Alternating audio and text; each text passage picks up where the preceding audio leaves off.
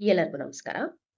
ಕಳೆದ ವಿಡಿಯೋಲಿ ನಾವು ಅಡಿನಾಯ್ಡ್ಸ್ ಅಂದ್ರೆ ಏನು, ಅದ್ರ ಕೆಲಸಗಳೇನೇನು, ಅದು ದಪ್ಪ ಆದಾಗ ಮಕ್ಕಳಲ್ಲಿ ಏನೇನು ಲಕ್ಷಣಗಳು ಕಾಣುತ್ತೆ ಅಂತ ತಿಳ್ಕೊಂಡ್ವಿ. ಸೊ ಹೀಗಿದ್ದಲ್ಲಿ ನಿಮ್ಮ ಮಕ್ಕಳಲ್ಲಿ ಯಾರಿಗಾದ್ರೂ ಈ ತರ ಲಕ್ಷಣಗಳಿತ್ತು, ನಿಮ್ಮ ಹತ್ರದ ENT ಡಾಕ್ಟರ್ನ ಕನ್ಸಲ್ಟ್ ಮಾಡಿದ್ರೆ ಅವರು ನಿಮ್ಮ ಮಗುಗೆ ಒಂದು ಎಕ್ಸ್ರೇ ಹೇಳ್ತಾರೆ ಅಥವಾ ಎಂಡೋಸ್ಕೋಪಿ ಹೇಳ್ತಾರೆ. ಯಾವ ಮಕ್ಕಳು ಕೋಆಪರೇಟಿವ್ ಇದ್ದಾರೆ ಎಂಡೋಸ್ಕೋಪಿ ಮಾಡಿಸ್ಕೋತಾರೆ ಅವ್ರಿಗೆ ಎಂಡೋಸ್ಕೋಪಿ ಮಾಡ್ತಾರೆ. ಮಕ್ಕಳು ಬಹಳ ಚಿಕ್ಕವರಿದ್ದಾರೆ ಅಥವಾ ಹೆದರಿದ್ದಾರೆ ಅನ್ನೋದಾದ್ರೆ ಎಕ್ಸ್ರೇ ಮಾಡಿಸ್ಲಿಕ್ಕೆ ಹೇಳ್ತಾರೆ. ಈ ಎಕ್ಸ್ರೇ ಮತ್ತೆ ಎಂಡೋಸ್ಕೋಪಿಯಲ್ಲಿ ಅಡಿನಾಯ್ಡ್ಸ್ ಎಷ್ಟು ದಪ್ಪ ಇದೆ, ನಿಮ್ಮ ಮಗುವಿಗೆ ಉಸಿರಾಟ ಜಾಗಕ್ಕೆ ಅಬ್ಸ್ಟ್ರಕ್ಷನ್ ಆಗ್ತಾ ಇದೆಯಾ, ಉಸಿರಾಡೋದಕ್ಕೆ ಇದರಿಂದನೇ ತೊಂದರೆ ಇದೆಯಾ ಅಂತ ತಿಳ್ಕೊತಾರೆ. ಸೊ ಮಗುಗೆ ಅಡಿನಾಯ್ಡ್ಸ್ ದಪ್ಪ ಇದೆ ಆದ್ರೆ ಉಸಿರಾಟಕ್ಕೆ ಏನು ತೊಂದರೆ ಇಲ್ಲ ಅನ್ನೋದೇ ಆದ್ರೆ ಅಂಥ ಮಕ್ಕಳುಗಳಿಗೆ ಮೆಡಿಕಲ್ ಮ್ಯಾನೇಜ್ಮೆಂಟ್ ಅಡ್ವೈಸ್ ಮಾಡ್ತಾರೆ. ಅಂದ್ರೆ ಮೆಡಿಸಿನ್ಸ್ ನ ಕೊಟ್ಟಿ ಆ ಶೀತದ ಗೆಡ್ಡೆನ ಸೈಜ್ ಅಲ್ಲಿ ಕಮ್ಮಿ ಮಾಡ್ಲಿಕ್ಕೆ ಪ್ರಯತ್ನ ಪಡ್ತಾರೆ. ಹೀಗಿದ್ದಲ್ಲಿ ಆಪರೇಷನ್ ಯಾವ ಮಕ್ಳಿಗೆ ಮಾಡ್ತಾರೆ, ಆಪರೇಷನ್ ಅವಶ್ಯಕತೆ ಯಾರ್ಯಾರಿಗೆ ಬರುತ್ತೆ?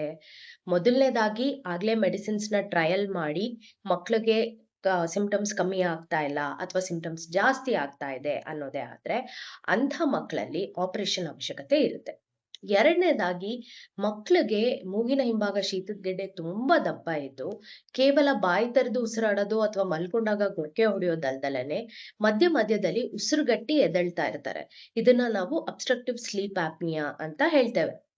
ಈ ಲಕ್ಷಣಗಳು ನಿಮ್ಮ ಮಕ್ಕಳಲ್ಲಿ ಇರೋದಾದ್ರೆ ಅಂಥ ಮಕ್ಕಳಿಗೆ ಆಪರೇಷನ್ ಅವಶ್ಯಕತೆ ಇರುತ್ತೆ. ಮೂರನೇದಾಗಿ ಮಕ್ಕಳಿಗೆ ಅಡಿನಾಯ್ಡ್ಸ್ ತುಂಬಾ ದಪ್ಪ ಇರೋ ಕಾರಣ ಅದು ಯೂಸ್ಟೇಷನ್ ಟ್ಯೂಬ್ ನ ಬ್ಲಾಕ್ ಮಾಡಿರುತ್ತೆ.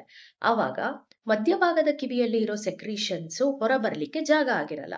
ಸೊ ಮಧ್ಯಭಾಗದ ಕಿವಿಯಲ್ಲಿರೋ ಸೆಕ್ರೀಷನ್ಸ್ ಅದು ಹಾಗೆ ಅಲ್ಲೇ ಕಲೆಕ್ಟ್ ಆಗ್ತಾ ಇರುತ್ತೆ. Over a period of time ಮಗುಗೆ ಕಿವಿ ಕಮ್ಮಿ ಕೇಳಲಿಕ್ಕೆ ಶುರುವಾಗುತ್ತೆ. ಸೊ ಈ ತರ ಕಮ್ಮಿ ಕೇಳಕ್ಕೆ ಶುರುವಾದಾಗ ಅಂಥ ಮಕ್ಕಳಲ್ಲಿ ಆಪರೇಷನ್ ಅವಶ್ಯಕತೆ ಬಹಳ ಇರುತ್ತೆ.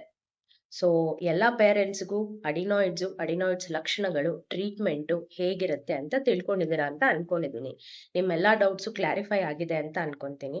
ನಿಮ್ಮ ಮಕ್ಕಳಲ್ಲಿ ಈ ಯಾವ ಲಕ್ಷಣಗಳಿಲ್ಲ ಅಂದ್ರೂನು ನಿಮ್ಮ ಸುತ್ತಮುತ್ತಲು ಇರೋ ಯಾವ್ದಾದ್ರೂ ಮಗುವಲ್ಲಿ ಈ ಲಕ್ಷಣಗಳು ನಿಮ್ಗೆ ಕಂಡು ಬಂದರೆ ದಯವಿಟ್ಟು ಈ ರೀಲ್ಸ್ ನ ಅವ್ರ ಪೇರೆಂಟ್ಸ್ಗೆ ಶೇರ್ ಮಾಡಿ ಅವ್ರಿಗೆ ಅವೇರ್ನೆಸ್ ನ ಮೂಡಿಸಿ.